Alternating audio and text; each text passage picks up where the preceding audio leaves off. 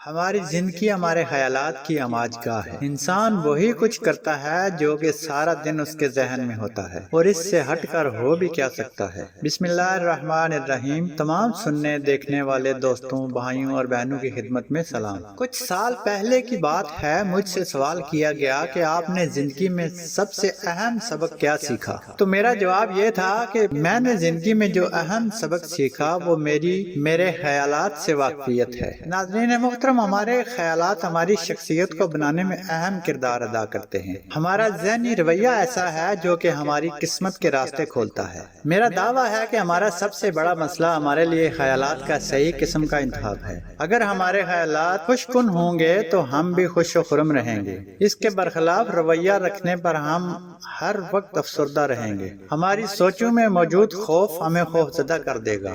خیالات میں ناکامی ہمیں ناکام کر دے گی۔ اگر ہم بیمار ہیں تو ہماری سوچیں بھی ہماری بیماری کے متعلق ہی سوچتے ہوئے ختم ہوں گی۔ اس طرح نہ صرف ہم خود اپنے آپ پر ترس کھائیں گے بلکہ دوسروں کو بھی موقع ملے گا۔ پیارے دوستو، ہم وہ نہیں جو ہم خود کو سمجھتے ہیں بلکہ وہ ہیں جو کچھ ہم سوچتے ہیں۔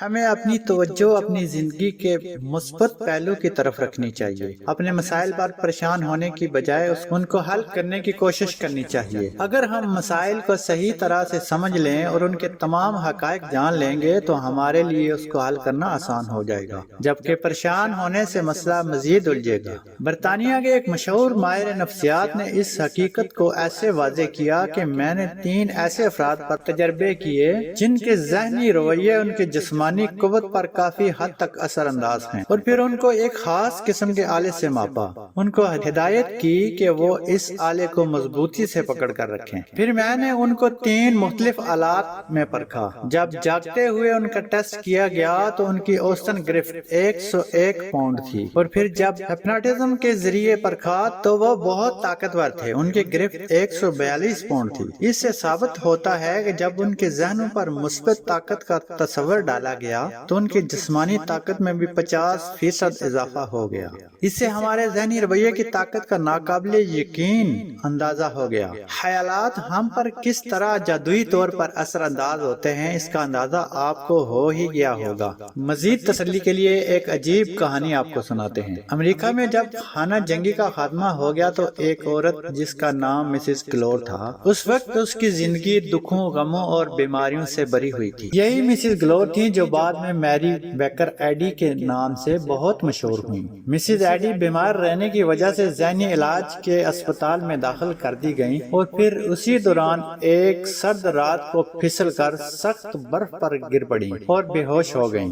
اس سے ان کی ریڑھ کی ہڈی شدید متاثر ہوئی اور ان کو تشنج کے دورے پڑنے لگے۔ ڈاکٹر نے ان کی موت بارے واضح بتا دیا اور کہا کہ اب کوئی معجزہ ہی ہو تو وہ بچ سکتی ہیں۔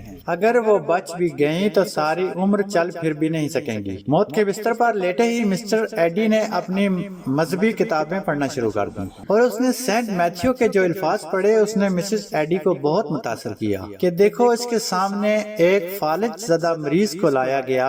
عیسیٰ علیہ السلام نے اس مریض سے کہا کہ اگر تم اپنا حوصلہ جمع رکھو گے تو خدا تمہارے تمام گناہ بخش دے گا۔ تم ہمت کر کے اپنے بستر سے اٹھو اور خود چل کر اپنے گھر جاؤ۔ یہ الفاظ سنتے ہی مریض اٹھ گیا اور اپنے گھر چلا گیا۔ ان الفاظ نے مسز ایڈی میں نئی طاقت بھر دی اور وہ اسی لمحے اٹھ کر چلنے پھرنے لگی۔ اس تجربے نے مسز ایڈی کو صحتیاب کر دیا اور دوسروں کو بھی اس سے واقفیت دی۔ انہیں اس بات کا یقین آ گیا کہ مسئلے کی وجہ ذہن ہی ہوتا ہے اور ہمارے مسئلے پر ہمارے دماغ کا اثر ہوتا ہے۔ ہو سکتا ہے کہ آپ میرے اس فلسفے سے اتفاق نہ کریں، لیکن عمر کے ساتھ ساتھ میں نے یہی سیکھا ہے کہ ہمارے خیالات کی بھرپور طاقت ہم پر حاوی ہوتی ہے۔ پیارے دوستو، جو کوئی اپنے جذبات پر قابو پا لیتا ہے وہ اس شخص سے زیادہ طاقتور ہے جو کہ شہروں کو فتح کرنے کی صلاحیت رکھتا ہے۔ ہماری خوشیوں اور ذہنی سکون کا انحصار اس بات پر نہیں کہ ہمارے پاس کیا ہے اور کتنا ہے، بلکہ اس کا انحصار تو ہمارے خیالات پر ہے، کیونکہ ہم جو سوچتے ہیں وہی کرتے ہیں۔ امید کرتے ہیں آج کی ویڈیو آپ کو پسند آئی ہوگی۔